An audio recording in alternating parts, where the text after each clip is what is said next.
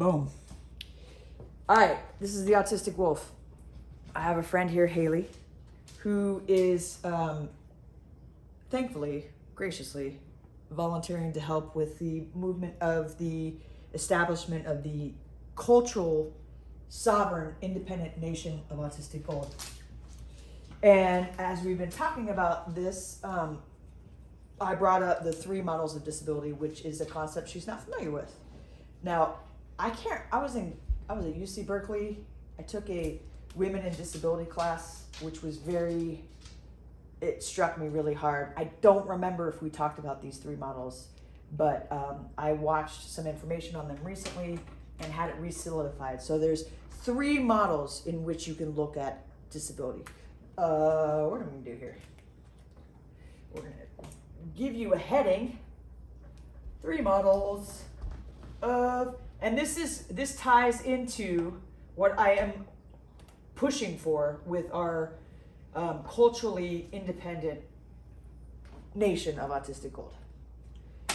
It ties in a very important way. Ooh, these chairs are in my way. All right, 3 models of disability. The first one is basically religious. This model, this disabled person is nothing. This is a model where, let's say you have a child who is Down syndrome, or is born with a clubfoot, or is born autistic, and under the view of the religious model of disability, it's not about that individual and their struggles. It's got nothing to do with them. They are nothing. All they really are is the enablement for the people viewing that person as disabled to be righteous and good religious citizens of their religion, whatever it is, Christianity. So the disabled person doesn't really matter. It's more about, oh my gosh, I am a Christian mother. My son was born with no left arm. I don't really give a shit about what his struggles are, what matters to him, how I can help him. He was brought here by God to test my faith as a good Christian woman. And I know that I can do this. I can be a good Christian woman, and I can survive this with my son who is born handicapped, disabled. I don't really care about him. I just know here's an opportunity for me to prove my faith in God. That's the religious model. Thankfully, as autistic gold people that we are, I do believe we're mostly past this model. So let's look at the next model. Ooh, I've already used that color. What's another color? This is dun dun dun. This is where we are mostly right now. That color's not dark enough. I'm gonna use purple again. It is the medical model of disability. Okay, what does the medical model mean? The medical model means that the power of identifying a disabled person lies not in the hands of that person, not in the hands of their experience or their brethren, but in the hands of the medical professional community. Example, homosexuality was in the past listed in the DSM. I don't know which one it was, DSM-5, DSM-1, I don't know. Homosexuality was viewed as a psychological disorder. It was a disability as viewed by the medical community. As such, it was viewed as something that was treatable. Enter gay conversion therapy. Big fucking deal when it happened. Really, really, really abusive to the young homosexual teenagers or what have you that had to go through gay conversion therapy. Complete denial of who they were. Hey, let's fix you and make you right. You just need to meet the right man. This model applies to the autistic community because, as many of us have argued about, I'm a big fan of self-diagnosis, and I'm gonna get rid of that word. I'm a big fan of self-identification of being autistic because I refuse to allow the medical model of disability to validate whether I am or am not autistic. I don't need a doctor to tell me that I'm gay. I am fucking gay. I like women. Guys are gross and they smell. I don't like guys. I don't need my doctor to tell me that. I am autistic. It so happens that I was diagnosed as autistic by a psychologist and then had that diagnosis confirmed by another psychologist. And why did I go through 2 stages? Because I have bought into the medical model of disability. I have been programmed by a society that says if a doctor doesn't say it's so, well, shit, it just ain't so. That is where we are living right now at a huge scale, to the point that when children are diagnosed as autistic, the doctor then says, okay, parents, here's what's going on. I've diagnosed your child, they're autistic. Here's what I think their capability levels are or are not. And let me introduce you to this really cool thing that might cure them. It's called ABA. I don't even remember what the other A stands for. It's applied behavioral something. It's basically gay conversion therapy for autistic people. It's a cure. It's really a big fucking opportunity to sit down at the paper mache table and make yourself the biggest mask ever and slap it on that kid's face. Hey kid, you're autistic and we've identified you as disordered as defined by the medical community and the DSM, whatever it is. And therefore, we're going to put you through ABA therapy to try to fix you and normalize you, because really, it'll make your life better in the future. I wasn't diagnosed till I was 40. I always knew I was different. If someone had educated me, if there was more dialogue about the identity of being autistic, like there is about being gay, I probably would have figured it out for myself, but there wasn't. And when I found out, I looked back on my life. I didn't go through ABA therapy, but my parents did pretty much the same thing. Structure, make me assimilate, make me different, make me what they wanted me to be. Don't be sensory sensitive. No, you have to wear this dress. That food isn't gross, you need to eat it. I don't care if it fucking grosses you out. Eat it anyway, and you're sitting at that goddamn table until it's done. Push, make me normal. I got spanked sometimes for not making eye contact. I had to sell candy bars every year for my school. And I would sob going from house to house in my neighborhood with my brother. I would sob because the anxiety I had, the social anxiety I had, to knock on a stranger's door, well, I knew most of them, to knock on their door and try to sell them something was, I couldn't process it. I can think of so many different examples of how my parents basically ABA'd me as a kid. Thankfully, I will give this credit to my parents. They saw that I was smart, they saw that I was different, they saw that I was gifted, and they had the resources to give my autistic, hyper-focused, super fucking tunnel vision brain what I needed, which was any books I wanted, science camp, fucking gifted program at UC Berkeley. I was blessed in that way, but I was still ABA'd by my parents. Medical model says you do not, as an autistic person, own the right to be identifying yourself as autistic without a doctor giving you the thumbs up. Medical model says you are disordered. Your child who's autistic is disordered. We're working on a cure. In the meantime, ABA. We'll just train them like doggies to fit in. Oh, and gene therapy is coming along. And in gene therapy, we've been able to eliminate the genes of autism in mice. Please don't fucking cure me. My mind is amazing, and don't fuck with it. And I hope parents who are listening to this, your child's mind is so beautiful if you just find a way to connect with them. Even if you have to reach out to me to be that translator, your child is autistic gold. They can do things in their mind that non-autistic people can't even fathom. And I say that because not only am I autistic, I have an autistic son, and he blows me away. And he struggles sometimes, and he blows me away, and he struggles sometimes. Medical model. Doctors own who you are. Doctors own who you are. Doctors own how parents view their children. Doctors own what support services you get or do not get. Doctors own what accommodations you get or do not get. I cannot fucking be in the sun and the heat. I can't. It sent me into a meltdown the other day. I mean, sobbing, falling apart, meltdown. The sensory experience of having the sun in my eyes is like, no kidding, 5 chef knives being pushed in my eyeballs at once. The feeling of the sun and the heat beating on my skin, I felt like I was actually being assaulted. Like 15 people were kicking my fucking ass. So when I need a disability placard so that I can park closer to the place I need to go, so I don't have to be physically assaulted by my sensory system and the sun and the heat, I can't get that.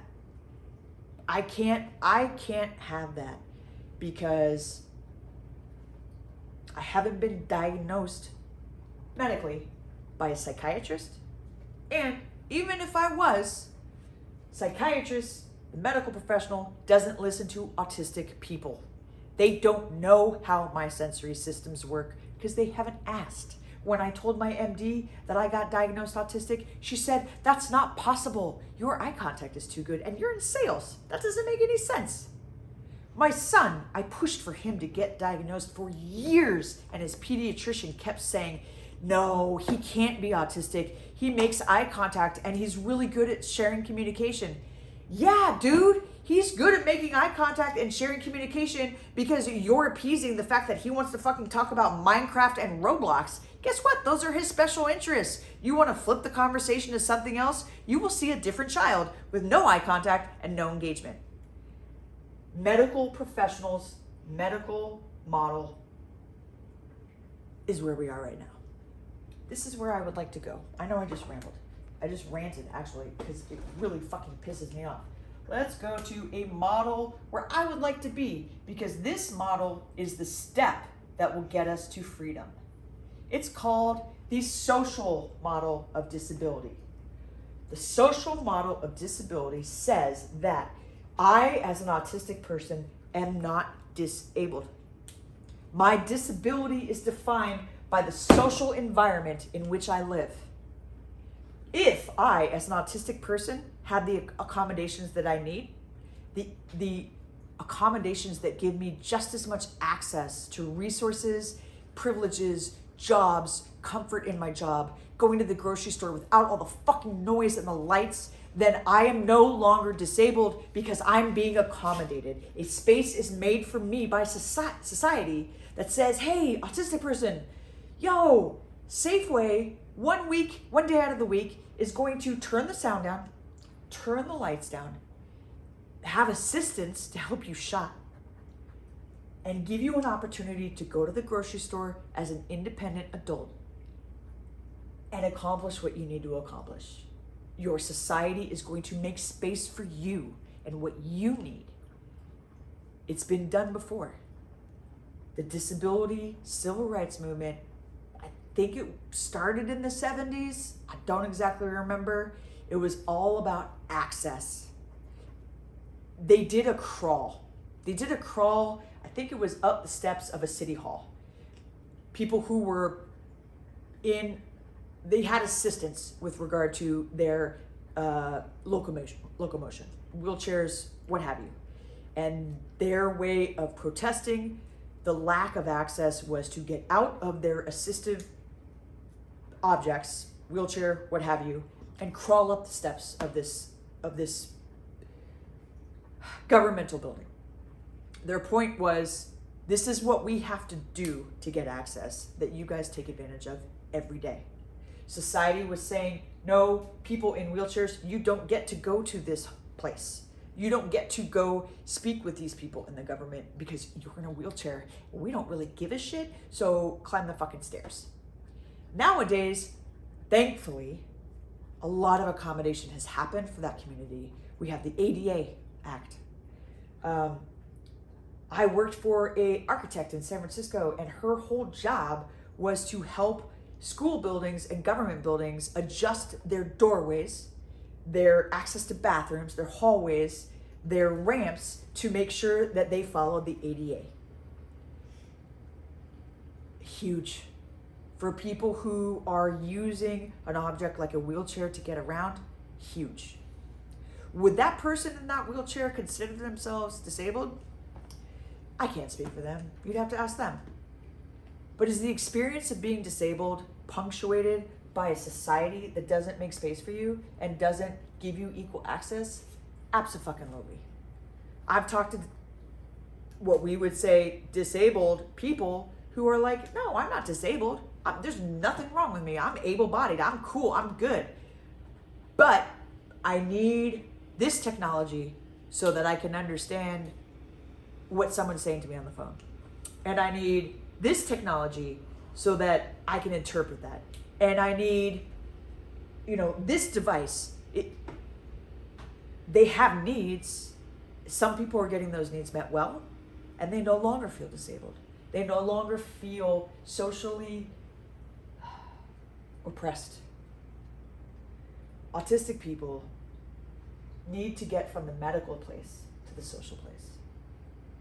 Once we're in the social place, then we can start having real dialogues. Because now we're not arguing with doctors and psychiatrists and DSM-5. Now I can, under the social model, I can do what I'm doing right now, actually. I can go to the mayor of my city and say, hey, mayor, I'm feeling oppressed right now. I am not disabled, but I need you to listen to what I and my people need and start acting to accommodate us. There's a light in front of my house. It's a street light. It got put on my property. I bought my house. It's a model home, but it's in a brand new neighborhood. So there's like 5 homes when I bought my house. So I didn't have a say, right? I move into my house and there's this fucking street light in the front. Part of my autistic experience is I'm incredibly sensitive to light. But I'm a smoker. I like to go on my front porch and I like to smoke. And every time I go out there at night, I feel, again, the needles stabbing my eyeballs with that motherfucking light blaring at me. Part of it is my autistic experience, but quite frankly, I had heart surgery when I was 7. And is it still working? The bright lights like that also trigger some trauma for me too, because I remember being on the table during my surgery, even though I was unconscious. I remember leaving my body. I remember seeing it all. Let's set that aside for a second. That's trauma-based, but trauma matters too. Mental health matters too. Going back to autism, when my son was sleeping in the front room, that light prevented him from sleeping well. So I reach out to my city and I say, hey, there's this light. Dude, you guys need to get rid of it. And the first guy that responded was really cool. He's like, all right, let me see what I can do. And I was like, oh, does this have to go to the counselor? And he's like, nah, thankfully, no. So he elevated it to his boss, who basically shut me down and was like, meh, it's a safety issue. We can't remove the light. Ooh, that was a mistake. Don't do that to a girl who studied rhetoric, man, and likes to talk, because I smashed his ass down and was like, that is an unacceptable answer.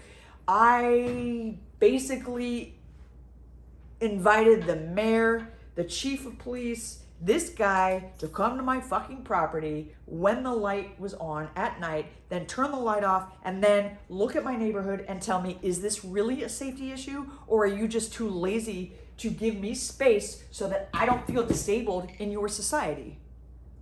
He heard me, and now he wants to put a blocker on there. Whatever. Side note, the point is that we're in this medical model here, right? We got autistic people that are clinging to the label of Asperger's because they say, oh, but that was my diagnosis. Cool, dude. That was your diagnosis by a doctor who doesn't know jack shit about your autistic experience.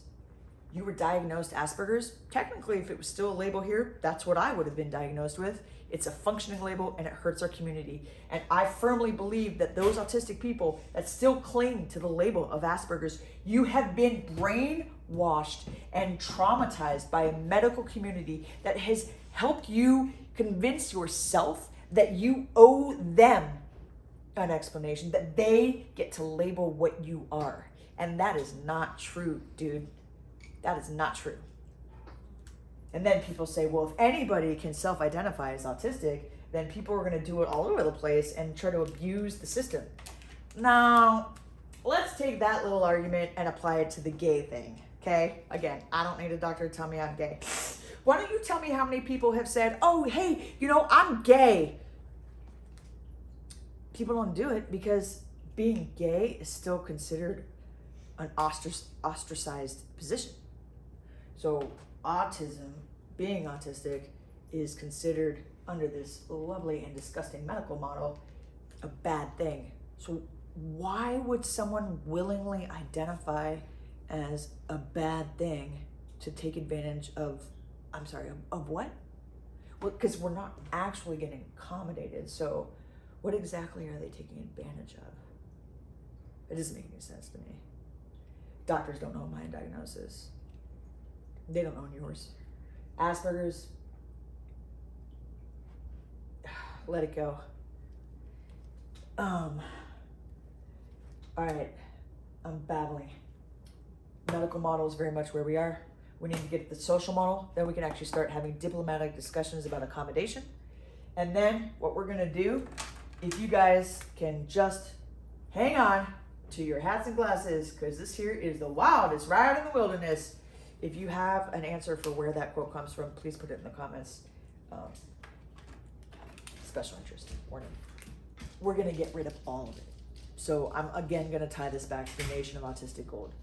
We are our own cultural identity. Our brains are different. Our brains are important. Our brains are a biological variance. I got really dark, thick kind of eyebrows. Actually, they're thicker than you can see because normally I pluck them, but they're pretty thick. I got this black hair. I got my skin kind of tans in the summer up here, but then I don't know if you can see it, but oh, my legs are hella white. I am Irish and Spanish, and the things that make my face what they are, and my dark hair and my thick eyelashes, it's all about surviving an environment, right? Spain, sandy, hot, need those thick eyelashes to keep that sand out. Like, I am a product of evolution, and autistic people are a product of evolution.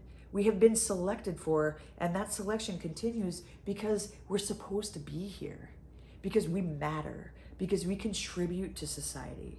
And I'm fucking tired of letting doctors tell us what and who we are and what we get to have access to. And I'm fucking tired of society not listening, not just to me as an adult, but do some research. If you're watching this video and you're not autistic and you are a parent, I want you to Google one fucking thing.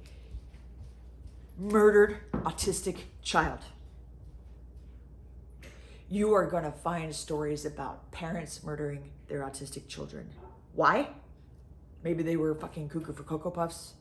Maybe they bought so far into the medical model of disability that when a doctor said your child is severely autistic, will always struggle, will always be a burden, will never quite make it in society and be independent, that mother felt overwhelmed and engulfed by her feeling of tragedy.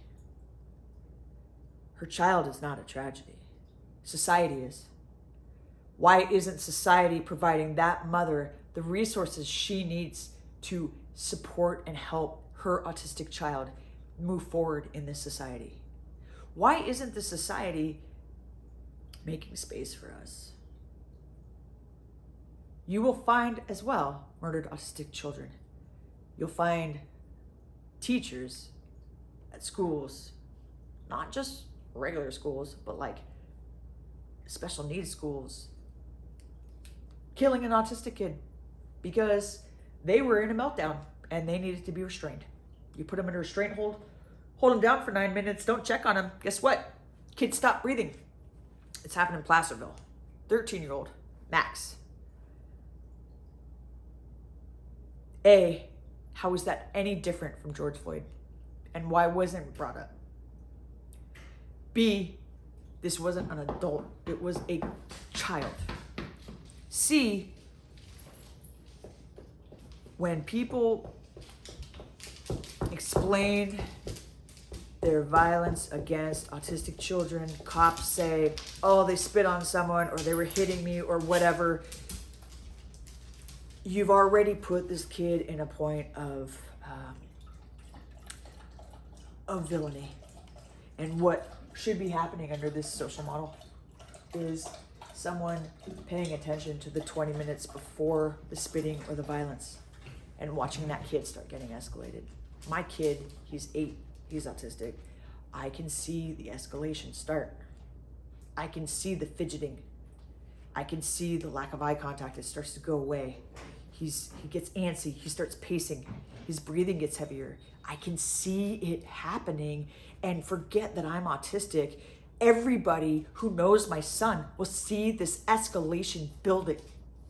And that 20 minutes of escalation before it gets to the point of violence or spitting or a cop needing to be called, all it takes is one educator, one parent, one adult saying, hey, bud, it looks like you're getting pretty escalated right now. Do you think it might be good to go have some quiet space? Would you like a stim toy? Do you need a hug? Do you need some food? Just socially understand the way these brains work of these children and intervene and help them before the escalation happens. And you can point your finger at how fucked up this fucking kid is and how reasonable it is to put a 5-year-old in handcuffs in the back of a cop car and take him to a fucking mental institution without calling their mother. Unacceptable behavior. Unacceptable. Autistic kids just need the space to be who they are, and they need adults to see them and understand them. I don't need to wait for my dog to bite me to know when my dog is antsy. And I'm not saying autistic kids are dogs. I'm saying it's not fucking rocket science, people. Pay attention. When a dog is upset, their ears go back, their hackles go up, their tail gets tucked. Autistic kids are the fucking same. When I'm escalated, you can tell I'm escalated. I start stimming a lot, I'm rocking a lot. I go nonverbal, I can't really talk. Like, it's not, please just listen to autistic adults and understand the signals that your children are sending you, and you're not listening.